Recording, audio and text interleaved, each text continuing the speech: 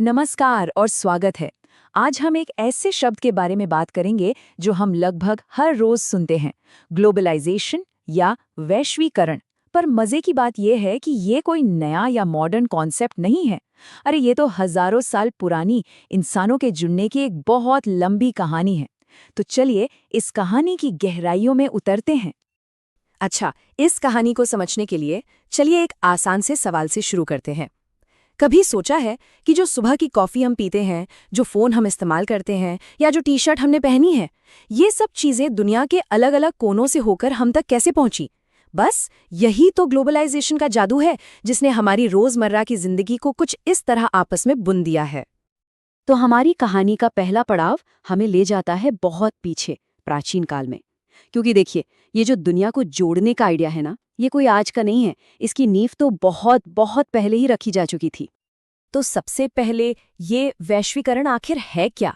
देखिए, आसान शब्दों में कहें तो ये एक ऐसा इकोनॉमिक सिस्टम है जिसमें सामान, टेक्नोलॉजी, आइडियाज़ और लोग बिना ज़्यादा रोक-टोक के सरहदों के पार आ जा सकते हैं। और इसी वजह से दुनिया भर के समाज एक दूसरे से जुड़ जाते हैं और एक दूसरे पर निर्भर भी हो जाते हैं।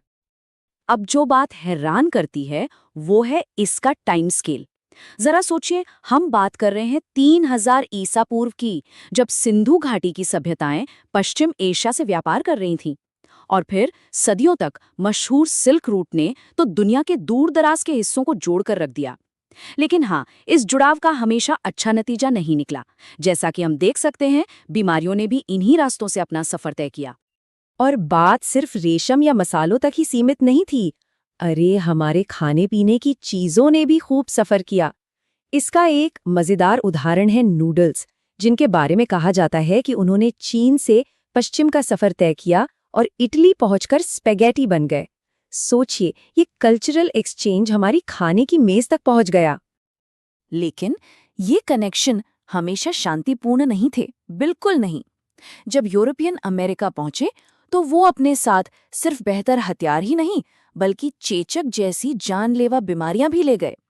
अब क्योंकि वहां के मूल निवासियों में इन बीमारियों से लड़ने की कोई इम्यूनिटी थी ही नहीं, इसने यूरोपियंस की जीत को बहुत आसान बना दिया। और यहीं से ग्लोबल ट्रेड और पावर का पलड़ा यूरोप की तरफ झुक गया। चलिए अब कहानी में थोड़ा आगे बढ़ते हैं और आते हैं 19वीं सदी में। ये वो दौर था जब टेक्नोलॉजी, पैसा और लोगों की आवाजाही ने ग्लोबलाइजेशन की रफ्तार को अचानक कई गुना बढ़ा दिया। ऐसा लगने लगा मानो दुनिया अचानक से सिकुड़कर छोटी हो गई हो। तो इस दौर को समझने के लिए इकोनॉमिस्ट्स 3 तरह के फ्लोज या प्रवाह की बात करते हैं। पहला था व्यापार का प्रवाह, यानी कपड़े और गेहूं जैसे सामान का लेन देन। दूसरा था श्रम का प्रवाह, यानी लोगों का काम की तलाश में एक देश से दूसरे देश जाना। और तीसरा था पूंजी का प्रवाह, यानी लंबी दूरी तक पैसों का निवेश। और जब हम लोगों के एक जगह से दूसरी जगह जाने की बात करते हैं तो इसका स्केल, इसका पैमाना जबरदस्त था। 19वीं सदी में लगभग 5 करोड़ लोगों ने बेहतर जिंदगी की तलाश में यूरोप छोड़कर अमेरिका और ऑस्ट्रेलिया का रुख किया। जरा इस नंबर की विशालता का अंदाजा लगाइए। इसने हमेशा हमेशा के लिए इन देशों का चेहरा ही बदल दिया। और बात सिर्फ लोगों की नहीं थी, व्यापार वो तो जैसे एक्सप्लोड ही हो गया था। 1820 और 1914 के बीच दुनिया भर का व्यापार करीब 25 से 40 गुना बढ़ गया था। ये वो दौर था जब एक ग्लोबल एग्रीकल्चरल इकोनॉमी बन रही थी। अब देखिए, टेक्नोलॉजी कैसे आम इंसान की जिंदगी बदल देती है, इसका एक बहुत बढ़िया उदाहरण है। रेफ्रिजरेटेड जहाज़ों के आने से पहले यूरोप के गरीब लोगों के लिए मीट खाना एक लग्जरी हुआ करता था। लेकिन इस नई टेक्नोलॉजी के बाद अमेरिका या ऑस्ट्रेलिया से सस्ता मीट लाना मुमकिन हो गया और देखते ही देखते मीट आम लोगों की थाली का हिस्सा बन गया।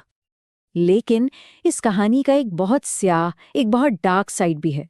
व्यापार और बाजारों के इस फैलाव का मतलब कई जगहों पर आज़ादी और रोजगार का छिन जाना भी था। 1885 में तो हद ही हो गई, जब यूरोप की बड़ी ताकतों ने बर्लिन में बैठकर पूरे अफ्रीका महाद्वीप को आपस में केक की तरह बांट लिया। इसका नतीजा लाखों लोगों के लिए तबाही लेकर आया। उनकी जमीनें और आज़ादी, सब कुछ छीन लिया गया। और इसका एक बहुत ही दर्दनाक पहलू था गिरमिटिया मजदूरी। भारत से लाखों मजदूरों को, जिन्हें गिरमिटिया कहा जाता था, झूठे वादे करके बागानों में काम करने के लिए कैरेबियन द्वीपों, मॉरिशस और फिजी जैसी दूर दराज जगहों पर ले जाया गया।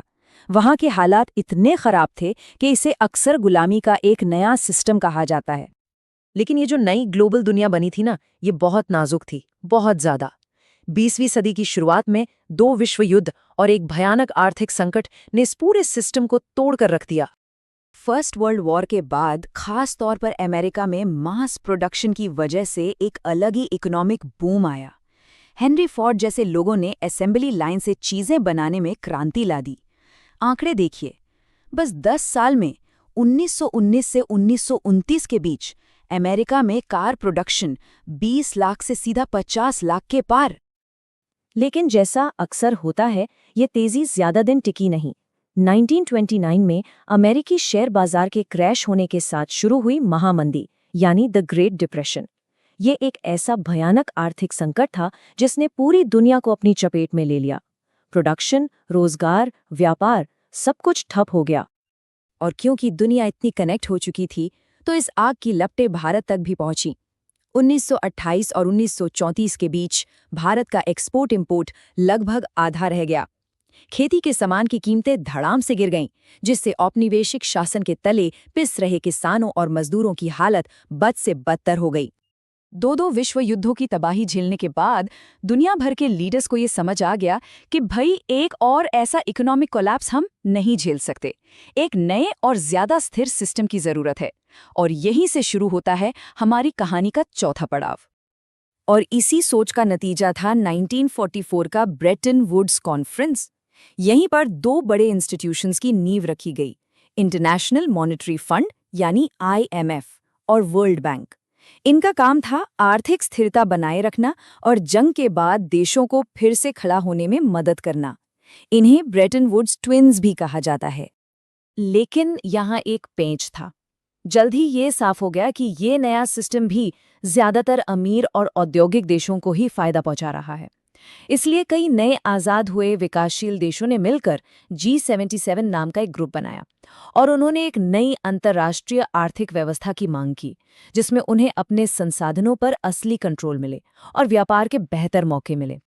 तो ये 5000 साल लंबा सफर हमें ले आता है आज के दौर में, एक ऐसा दौर जहां दुनिया पहले से कहीं ज्यादा जुड़ी हुई है, लेकिन साथ ही नई नई चुनौतियों का भी सामना कर रही है। और पिछले कुछ दशकों में तो दुनिया का इकोनॉमिक मैप ही बदल गया है। भारत, चीन और ब्राजील जैसी तेजी से बढ़ती अर्थव्यवस्थाओं ने ग्लोबल इकोनॉमी में अपनी एक मजबूत जगह बनाई है, जिससे दुनिया में पावर का बैलेंस भी बदल रहा है। तो घूम फिर कर हम एक बहुत बड़े सवाल पर आकर खड़े हो जाते हैं। आज हमारी दुनिया इतिहास में सबसे ज्यादा इंटरकनेक्टेड है। ग्लोबलाइजेशन ने हमें अनगिनत मौके दिए हैं, लेकिन साथ ही बहुत गंभीर चुनौतियां भी खड़ी की हैं। तो सवाल ये है कि क्या हम सब एक साथ मिलकर इसकी मुश्किलों और चुनौतियों का सामना करने के लिए वाकई तैयार हैं? ये एक ऐसा सवाल है जिस पर हम सबको सोचना होगा।